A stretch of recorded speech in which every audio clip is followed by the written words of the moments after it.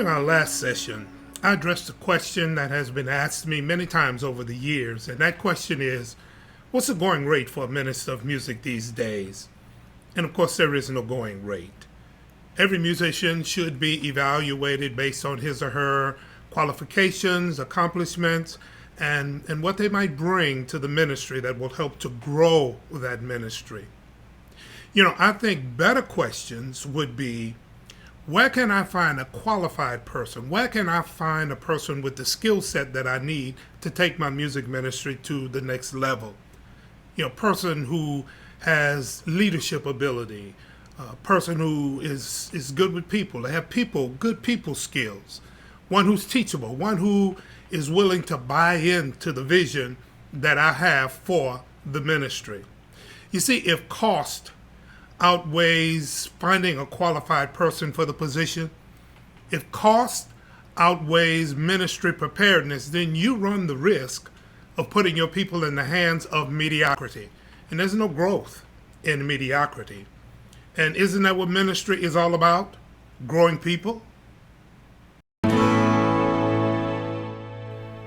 Dr. Samuel R. Chan, who's the founder of the Dream Releases coaching program, has written a book entitled, Who's Holding Your Ladder?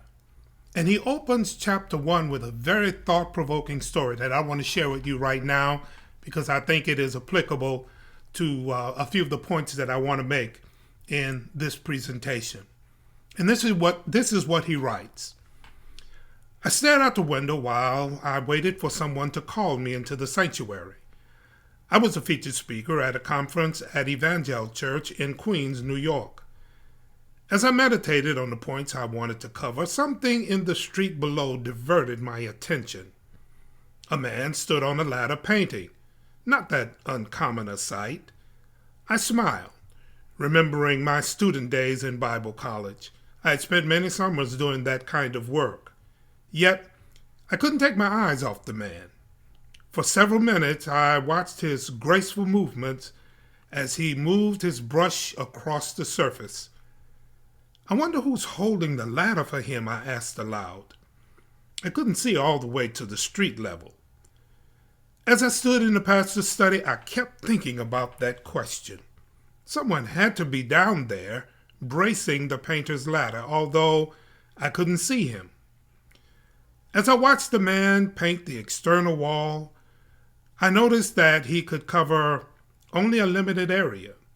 He stretched as far as he could to the left, then to the right, and even reached over his head. As I observed him, it occurred to me that he was only going to the height that he was comfortable in climbing or reaching. What would allow him to go higher, I asked myself. I could see that he stood on an extension ladder, so he could go higher, and he would have to if he wanted to finish the job. If the ladder reached the top of the building, he still needed one thing. He had to have someone on the street level to hold his ladder steady while he worked. By himself, the painter couldn't go any farther. He had stretched and reached and done everything that he could by himself. He had to have help. Now, how important do you think the ladder holder was to the painter? Do you think he minimized the value of the ladder holder? Do you think he went out and tried to find the cheapest person that he could find to come and steady his ladder? How far up could the painter have gone without a ladder holder? As the pastor begins to take the ministry to new heights, wouldn't he or she also need ladder holders? How far can the pastor go alone? Well, the minister of music is one of those ladder holders. I mean, he or she would have to be if the narrative is, if you want your church to grow, you need good music. But here's a question that has always haunted me, and that is this. How does the church justify elevating music while at the same time minimizing the value of the musician? Well, I want to suggest 2 points, 2 things that I think is at work here. One is perception, and the other one is perspective.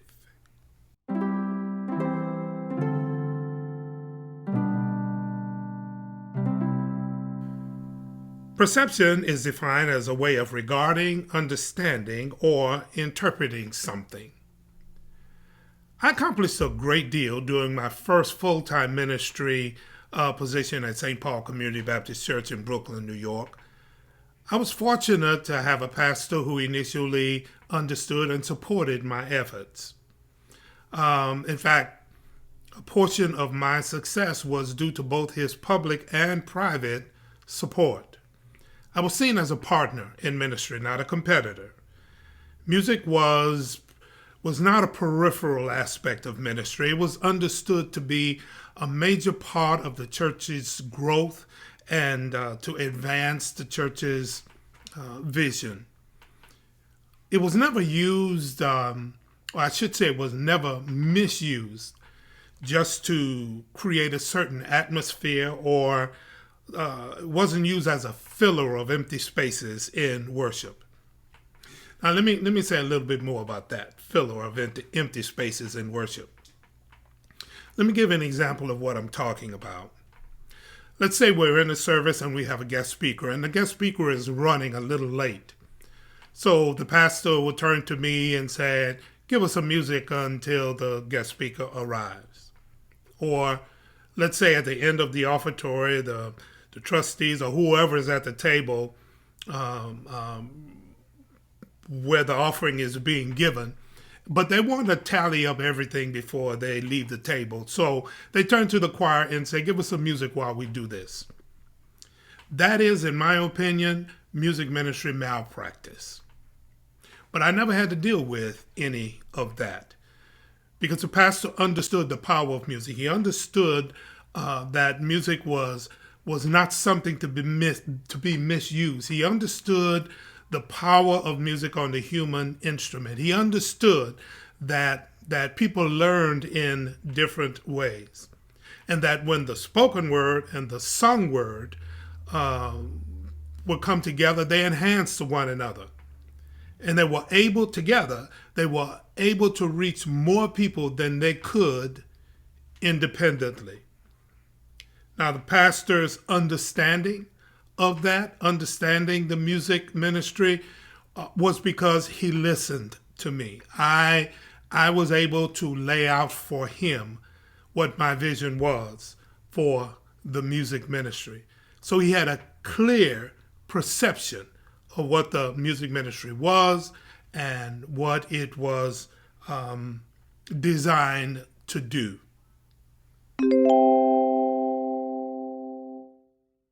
Perspective is a point of view, a particular attitude toward or way of regarding something.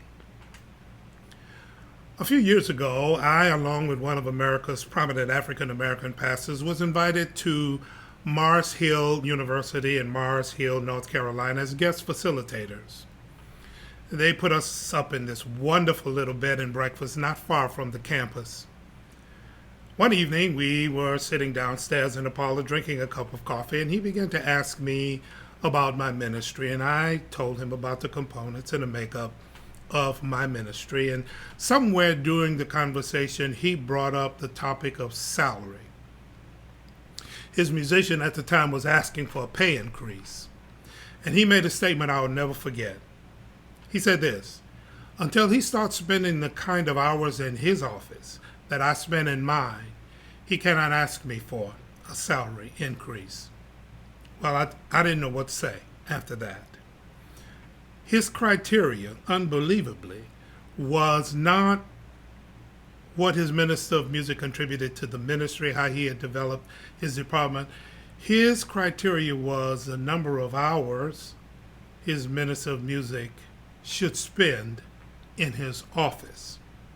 Now, I knew his minister of music, and he's second to none, brilliant musician, committed to ministry, and had developed a wonderful music ministry department. But his pastor had no idea about the details of his work. And to be honest, I'm not sure he even wanted to. And as we continued to talk, he began to talk about musicians like I wasn't even there. Somewhere along the line, he'd had a bad experience with a musician or a musician. I don't know. But from the way he was talking, whatever that experience was marred his perspective on all musicians. And to be honest with you, it didn't seem like his perspective was going to change, at least not anytime soon.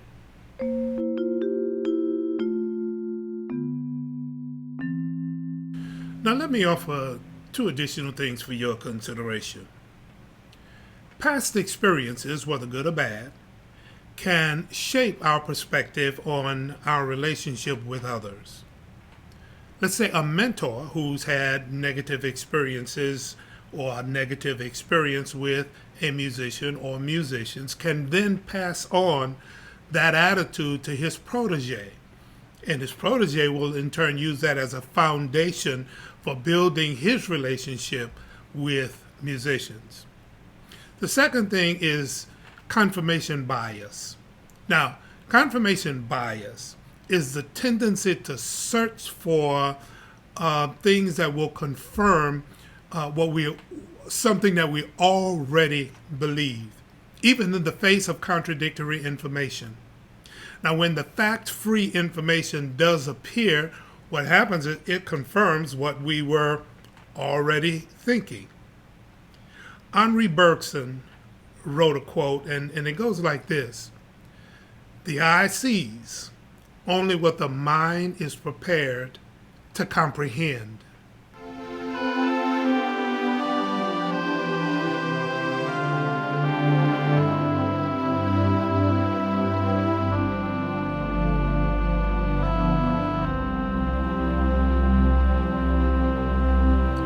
I'm going to need to close this session with a word to my fellow musician, my fellow ministers of music.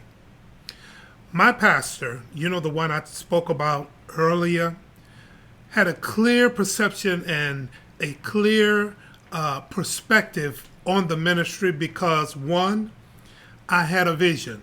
I shared a vision for the ministry. And two, that vision coincided with the church, with the pastor's overall vision. Listen, if you have no plans, you have no vision, and you have no projection for the ministry, it's going to be really difficult for you to convince decision makers, the financial decision makers, that you deserve an increase in salary. And you definitely need to get the pastor on your side. You need to help. You need to make the pastor understand who you are and what you do, because he or she becomes your advocate and fight battles that you would never be able to win. It's your responsibility to teach everybody else who you are and your value to the ministry. If you don't do that, you will never solidify your existence. I hope you will join me for part 3 of our conversation on compensating the minister of music. Be blessed.